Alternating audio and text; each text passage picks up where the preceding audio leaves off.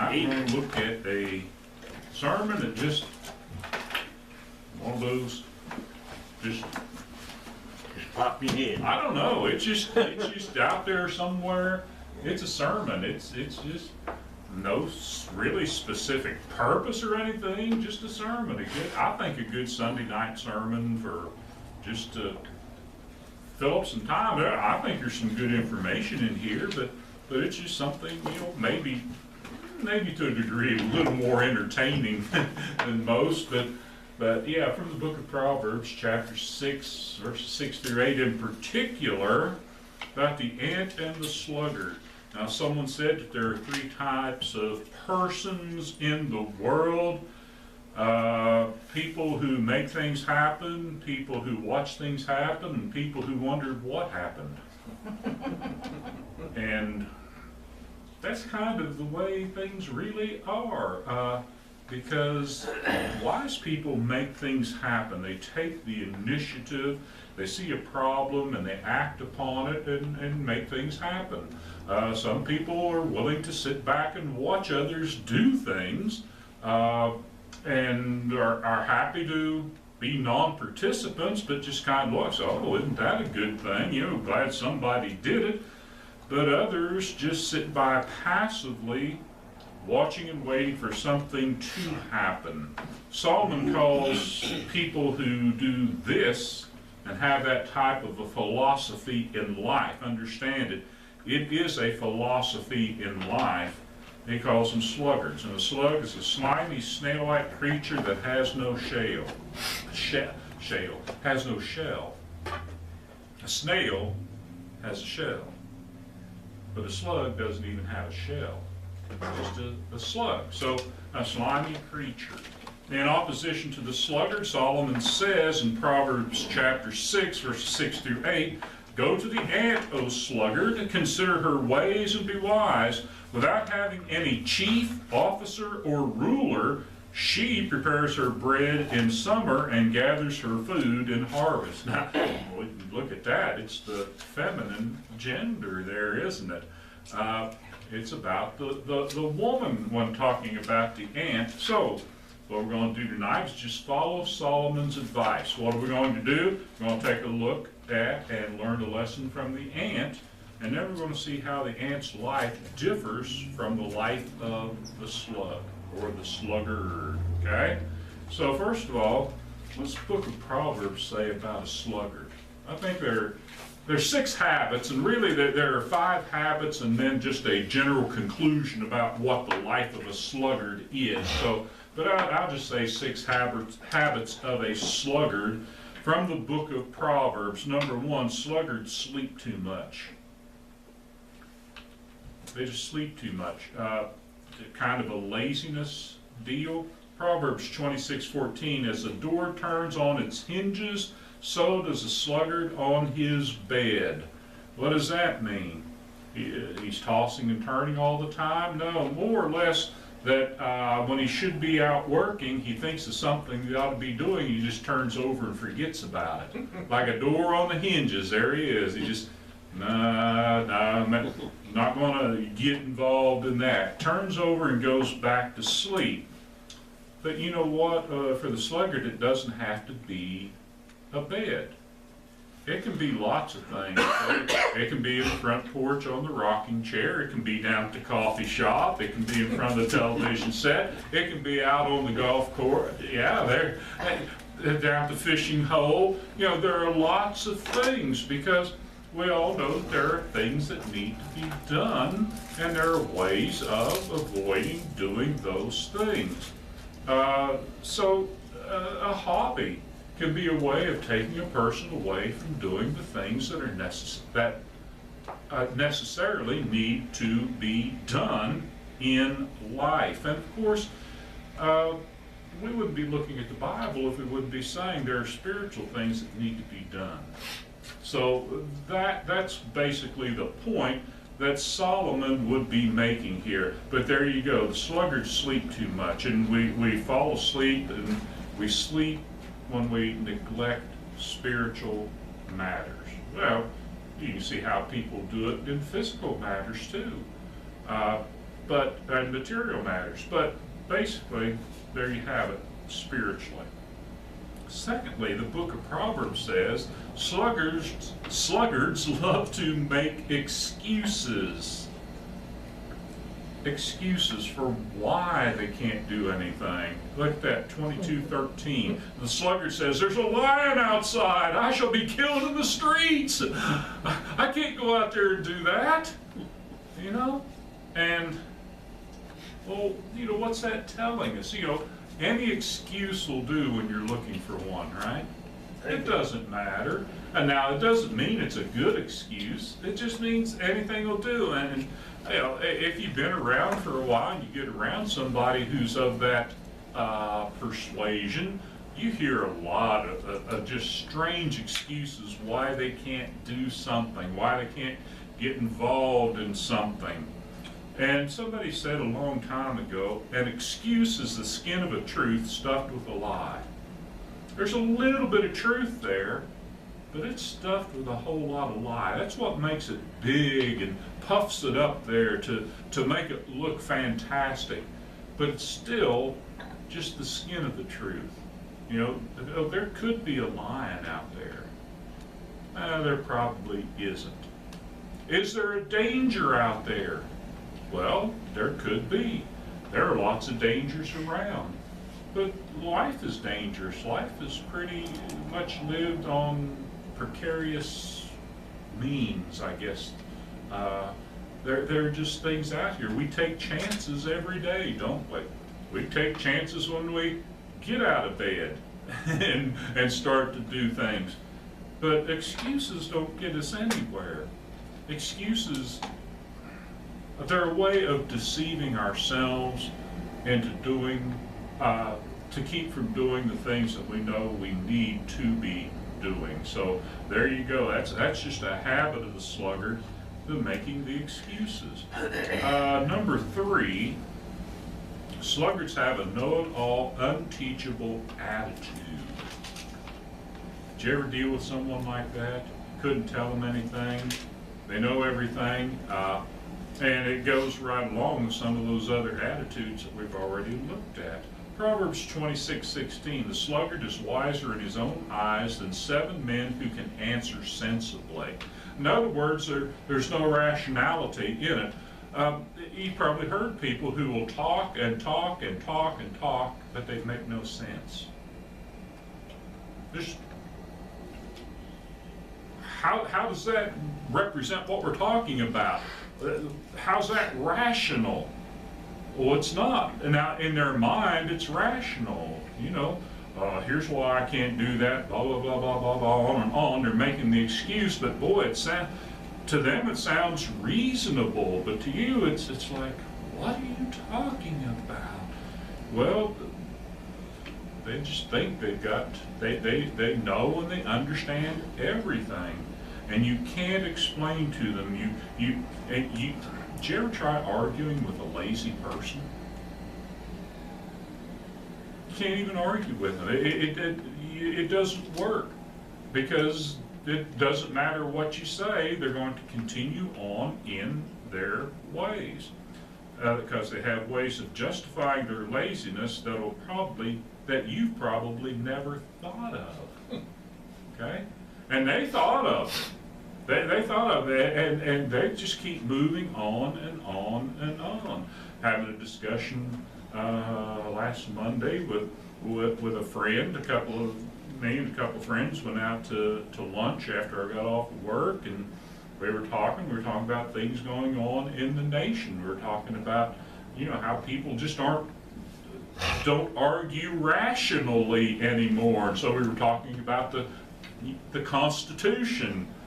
And he was taking the position that the Constitution, you just got to go back. You just take them back to the Constitution. So I was playing that devil's advocate role. I said, oh, but you don't understand. It's a living document. And that was just white people, and they were racist and all of this and on, and back and forth and back and forth and back and forth. And every time he'd say something rational, I would say something irrational. It didn't make no sense. But he'd go back to making sense, and no sense. Well, that's the way it is, because They're wiser in their own eyes than 7 men who can answer sensibly. Because in their lives, there is no rationality. There is no sense because it's not based on a foundation that will lead to any type of success or prosperity. They're doomed to failure. And we'll see that in just a little bit. We talked a little bit about that this morning, right? Even the devil has a plan, but the devil deceives human beings into having no plan, and especially into not accepting God's plan. God's plan for everybody. Does God have a plan for every individual? Yeah, probably so, but he's got a plan that every individual has to follow that's there for everybody initially. So, arguments, there it is. Hey, I know what I'm talking about, even though maybe I don't know what I'm talking about. Unteachable attitudes, uncoachable children. Okay? If you watch sports, sometimes you just can't coach people or young people anymore. They just don't want to listen. They just want to do it their way. So, number 4, sluggards are procrastinators. That's a big word, right? Big word. Here's how it's explained, Proverbs chapter 27, verse 1. Do not boast about tomorrow, for you do not know what a day may bring. I'll do that tomorrow. Need to get that done. Need to get that, I'll do that tomorrow. Go to the book of James, right? What's your life? It's like a vapor. It rises up in the morning and the sun comes up, it's gone. Right? You're not even guaranteed tomorrow, and you say you're going to do it tomorrow. Well, is it all right to say, oh, tomorrow I'm going to do this? I already know. I got some things. Karen asked me, what do you got planned for tomorrow? I said, I don't have anything planned for tomorrow. I know what I got planned for tomorrow. I've got certain things that I need to do tomorrow on my day off because it's my day off. Okay, I got to get the bills paid. I got to get the checkbook caught up. I got to get my sermons filed. I got to pick out sermons for next week. There are just certain things I got to do, and that's typically what I do on a Monday, but I don't have anything planned special other than that, and maybe airing up the tires on the old Honda, which I've put off for 3 weeks now. Because last week I had to work, the week before that I had to go to the doctor. There you go. On a Monday, see? Things come up, but it's not that it's something I had to do today. If it was something I had to do today and I said, well, I'm going to do it tomorrow, I'll just wait till tomorrow to do it, then that's procrastination. Was there something you needed to do today that you said, well, I'll put it off to tomorrow, I'll put it off till next week, or I'll put it off till next month? See? Now that's what the sluggard will do. They put things off until the last minute, right? I don't have to have this homework done until Tuesday morning. I'll wait until Tuesday morning to do my homework, right? You get that with kids? Oh, yeah. Yeah. Or someone at work needs to turn in a report.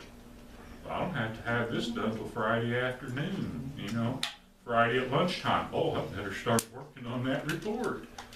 That doesn't make a whole lot of sense, but that's what the sluggard does. And they're typically late for everything.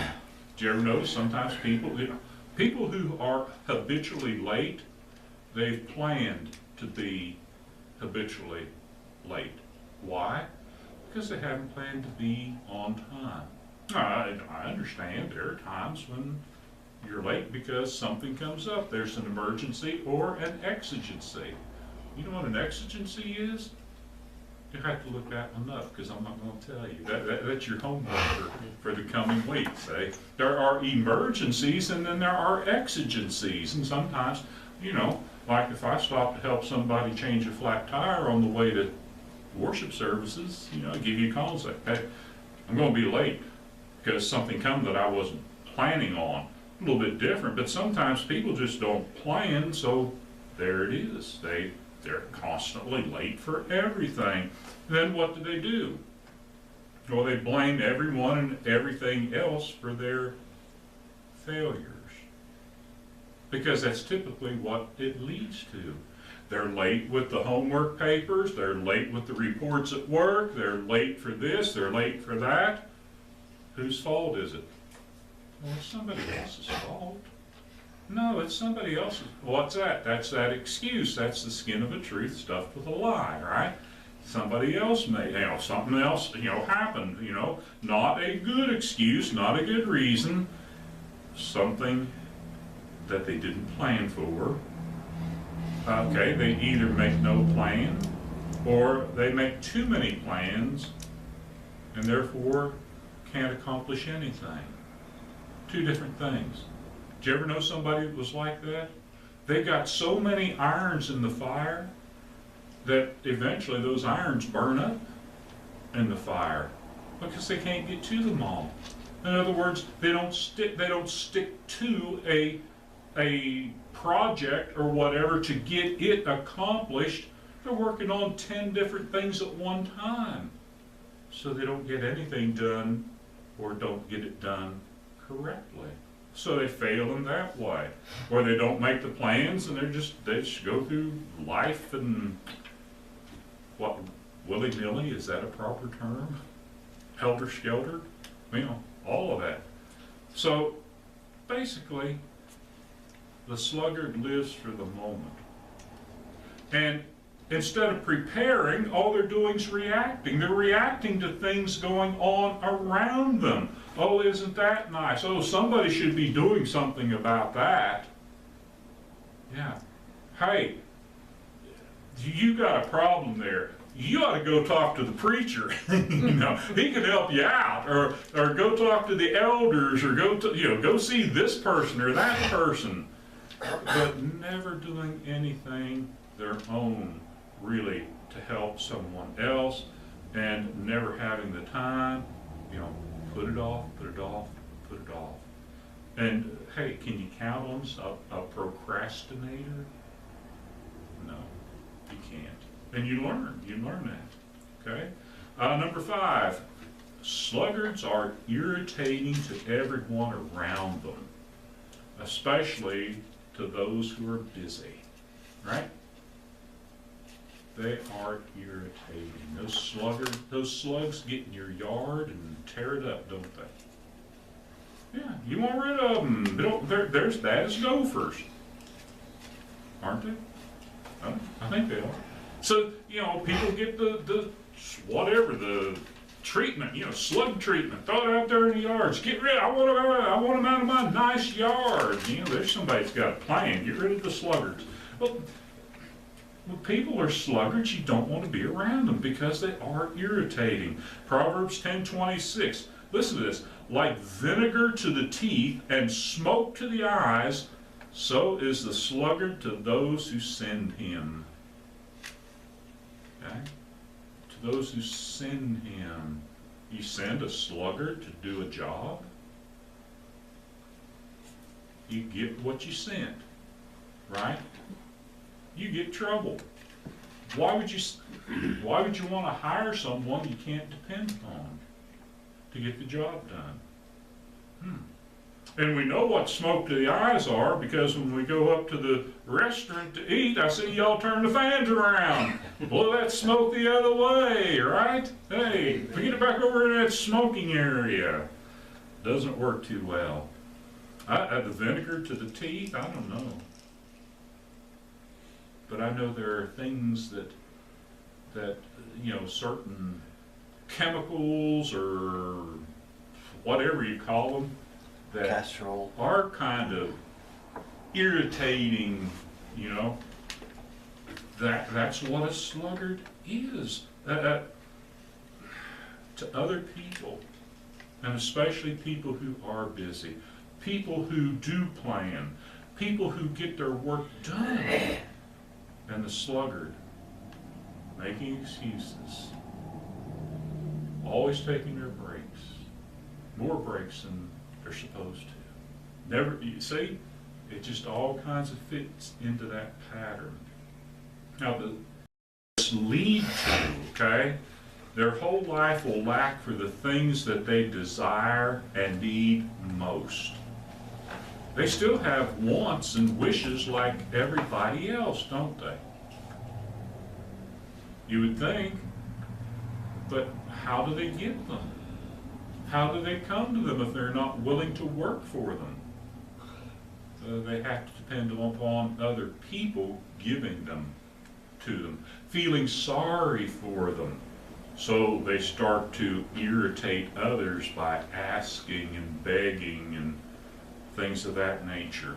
Look at this, 3 passages here. Proverbs 19:15, slothfulness casts into a deep sleep, and an idle person will suffer hunger. Not in America, right? Not in America. We can't let somebody go hungry. Did you see the new green plan that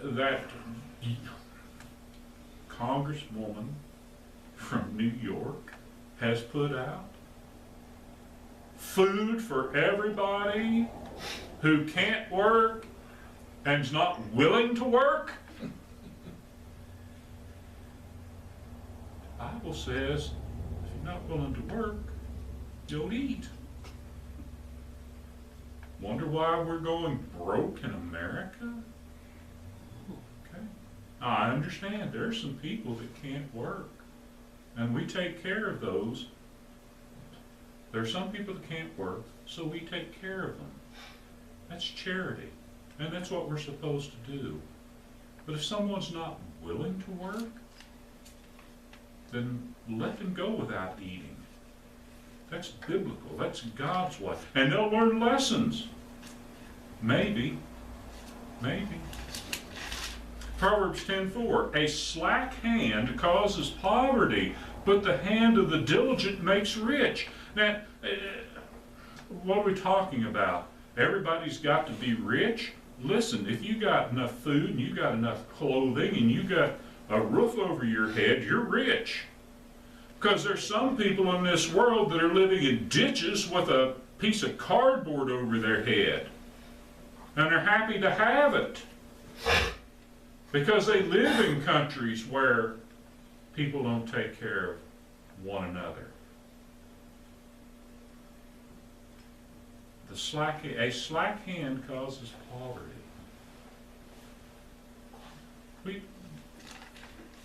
What do you do?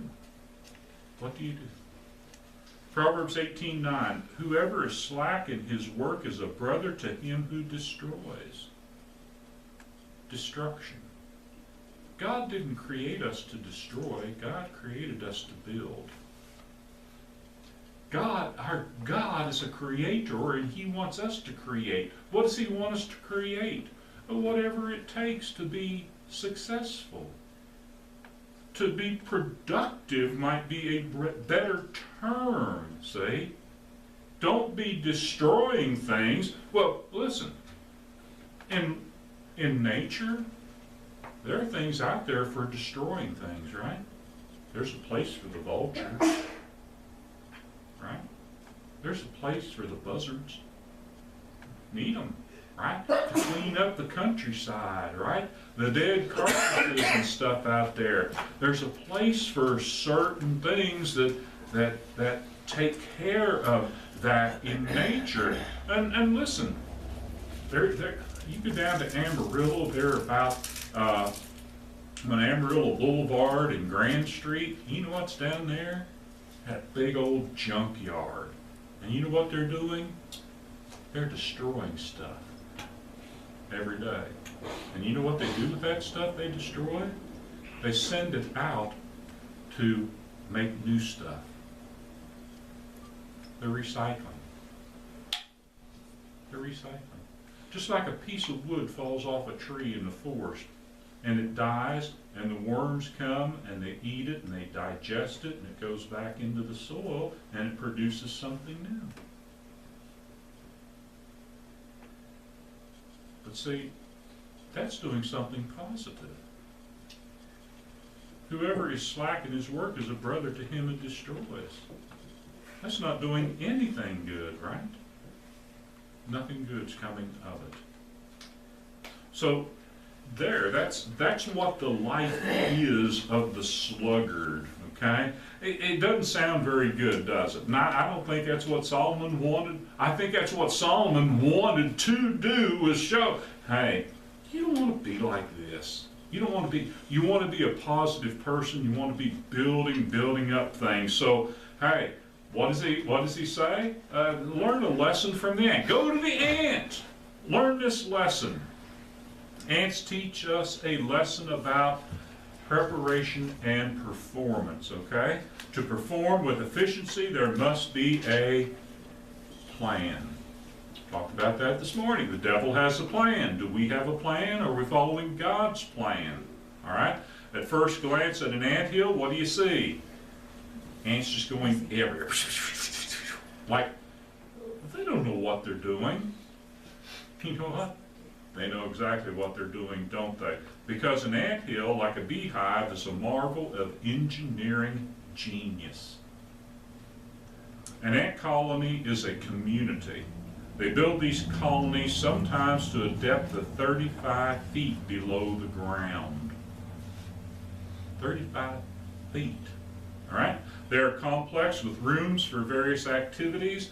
They all live together in this colony. They live together as a family and work together as a team to get done what needs to be done. Hey, that's pretty good. And that would work for a community. That would work for a nation. That works for the church, right? Really would. Okay? So you think about that. A church may show a lot of activity, but without God's core plan, it cannot succeed. Proverbs 29:18. Where there is no prophetic vision, the people cast off restraint, but blessed is he who keeps the law. All right? Now, that's not talking about forecasting the future. That's talking about forth speaking the word of truth. A great example of that is Moses brings the children of Israel out of Egypt through the Red Sea, 40 days into the wilderness, over to Sinai. He goes up on Mount Sinai to get the law. What happens to the people? What do? Build idols. They build an idol. And they sat down to eat and they rose up to play. And there they are worshiping the idol when he comes back down. Because what? Where there is no prophetic vision, when he wasn't there to preach to them, what happened?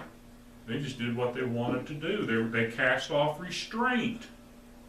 So blessed is he who keeps the law. Whose law? Well, God's law, right? For us, it's the New Testament.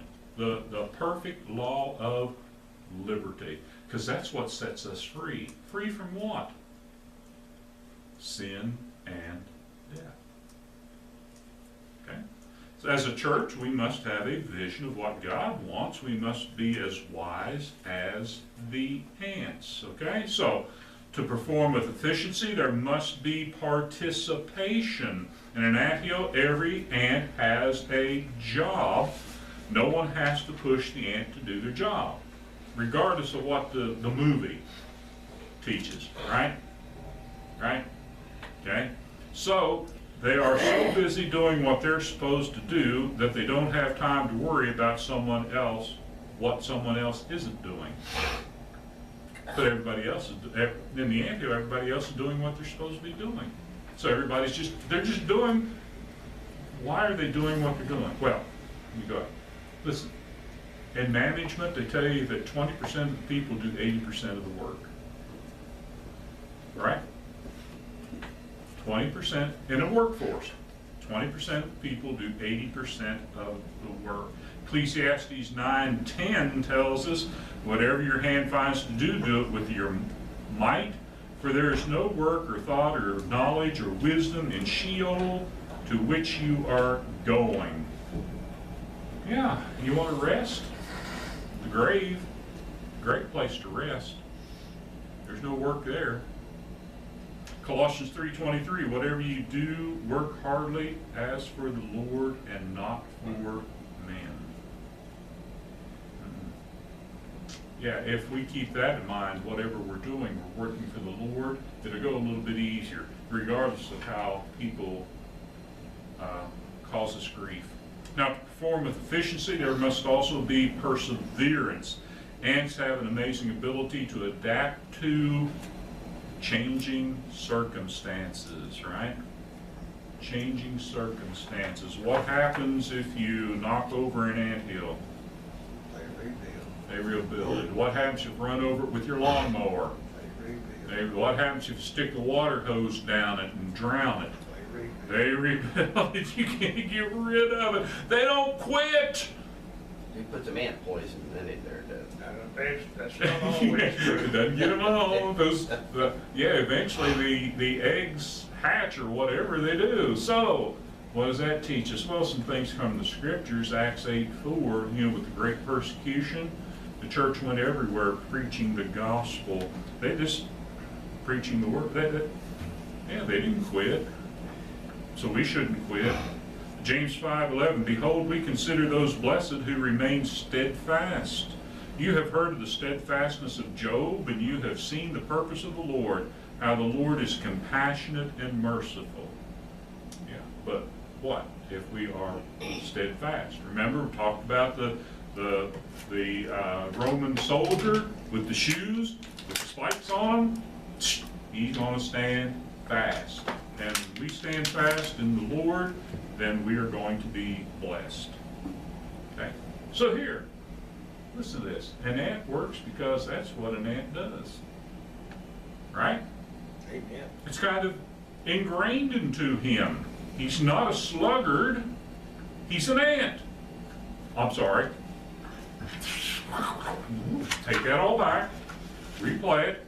She's an ant, because that's what Solomon says. She. You go back and look at that. Proverbs 6:6-8. She does this, and she does this, and she does this. I don't know why it's female there, but I guess women work a lot harder than men do. Okay? So I'll take the hugs when we leave. An ant works because that's what an ant does. That's how God created ants. But look what Ephesians 2:10 says. For we, Christians, remember I asked you this morning, who was Paul writing to when he wrote the book of Ephesians? Who's he writing to? Christians. For we are his workmanship, created in Christ Jesus for good works, which God prepared beforehand that we should walk in them. What are we created for? Not being sluggards, right? For good works, like the ant. The ant was created for work, we're created for good work. So take a lesson from the ant, observe her industrious nature, see how she plans and how she works the plan until the work is done.